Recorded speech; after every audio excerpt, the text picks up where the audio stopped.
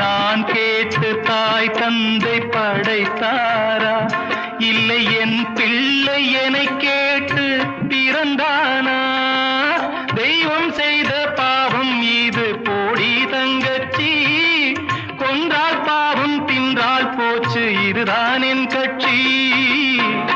ஆதி வீடு அந்தம் காடு இதில் நான் என்ன, அடியே நீ என்ன ஞான பெண்ணே?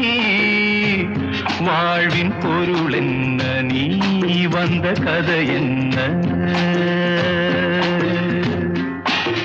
தெய்வம் தந்த வீடு வீதி இருக்கு,